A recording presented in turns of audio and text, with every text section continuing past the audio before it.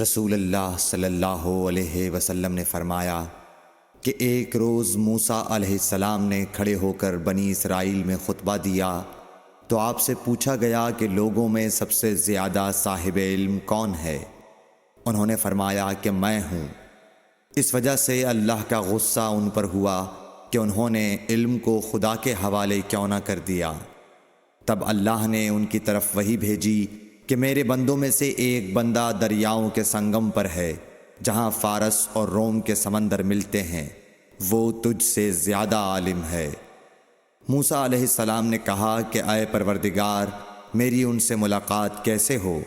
حکم ہوا کہ ایک مچھلی زنبیل میں رکھ لو، پھر جہاں تم اس مچھلی کو گم کر دو گے تو وہ بندہ تمہیں وہیں ملے گا۔ تب موسیٰ علیہ السلام چلے اور ساتھ اپنے خادم یوشع بن نون کو لے لیا، اور انہوں نے زنبیل میں مچھلی رکھ لی۔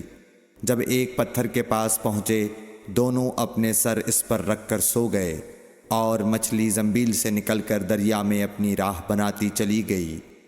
اور یہ بات موسیٰ علیہ السلام اور ان کے ساتھی کے لیے بے حد تعجب کی تھی۔ پھر دونوں باقی رات اور دن میں جتنا وقت باقی تھا چلتے رہے۔ جب صبح ہوئی، موسیٰ علیہ السلام نے خادم سے کہا، ہمارا ناشتہ لاؤ، اس سفر میں ہم نے کافی تکلیف اٹھائی ہے۔ اور موسیٰ علیہ السلام بالکل نہیں تھکے تھے، مگر جب اس جگہ سے آگے نکل گئے جہاں تک انہیں جانے کا حکم ملا تھا، تب ان کے خادم نے کہا کہ کیا آپ نے دیکھا تھا کہ جب ہم صخرہ کے پاس ٹھہرے تھے تو میں مچھلی کا ذکر بھول گیا؟ بقول بعض صخرہ کے نیچے آب حیات تھا، وہ اس مچھلی پر پڑا اور وہ زندہ ہو کر بقدرت الہی دریا میں چل دی۔ یہ سن کر موسیٰ علیہ السلام بولے کہ یہ ہی وہ جگہ ہے جس کی ہمیں تلاش تھی، تو وہ پچھلے پاؤں واپس ہو گئے۔ جب پتھر تک پہنچے تو دیکھا کہ ایک شخص کپڑا اوڑھے ہوئے موجود ہے۔ موسیٰ علیہ السلام نے انہیں سلام کیا۔ خضر نے کہا کہ تمہاری سرزمین میں سلام کہاں؟ پھر موسیٰ علیہ السلام نے کہا کہ میں موسیٰ ہوں۔ خضر بولے کہ بنی اسرائیل کے موسیٰ؟ انہوں نے جواب دیا ہاں۔ پھر کہا کہ کیا میں آپ کے ساتھ چل سکتا ہوں تاکہ آپ مجھے ہدایت کی وہ باتیں بتلاؤ جو اللہ نے خاص آپ ہی کو سکھلائی ہیں؟ خضر بولے کہ تم میرے ساتھ صبر نہیں کر سکو گے۔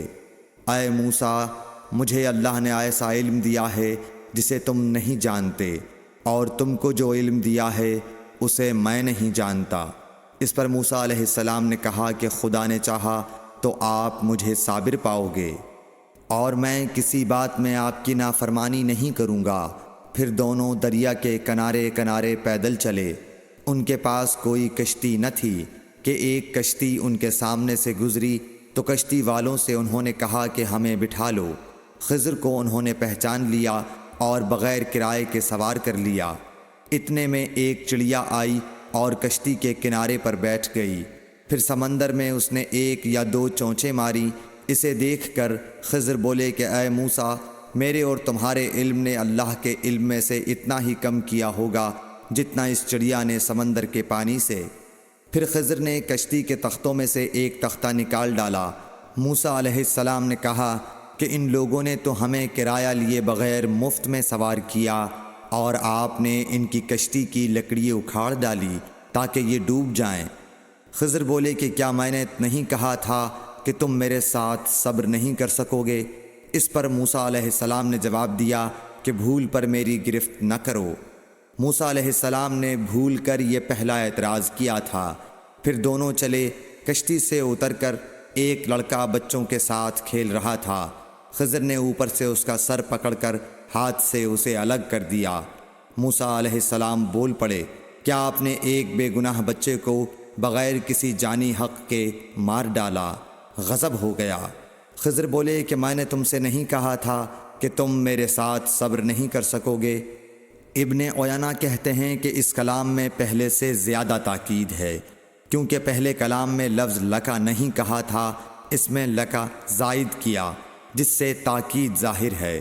پھر دونوں چلتے رہے، حتیٰ کہ ایک گاؤں والوں کے پاس آئے، ان سے کھانا لینا چاہا۔ انہوں نے کھانا کھلانے سے انکار کر دیا۔ انہوں نے وہیں دیکھا کہ ایک دیوار اسی گاؤں میں گرنے کے قریب تھی۔ خضر نے اپنے ہاتھ کے اشارے سے اسے سیدھا کر دیا۔ موسیٰ علیہ السلام بول اٹھے کہ اگر آپ چاہتے تو گاؤں والوں سے اس کام کی مزدوری لے سکتے تھے۔ خضر نے کہا کہ بس اب ہم اور تم میں جدائی کا وقت آ گیا ہے۔ جناب محبوب کبریا رسول اللہ صلی اللہ علیہ وسلم فرماتے ہیں کہ اللہ موسیٰ علیہ السلام پر رحم کرے۔ ہماری تمنا تھی کہ موسیٰ علیہ السلام کچھ دیر اور صبر کرتے تو مزید واقعات ان دونوں کے بیان کیے جاتے اور ہمارے سامنے روشنی میں آتے، مگر حضرت موسیٰ علیہ السلام کی عجلت نے اس علم لدنی کے سلسلے کو جلد ہی منقطع کرا دیا۔ صحیح بخاری حدیث نمبر 122۔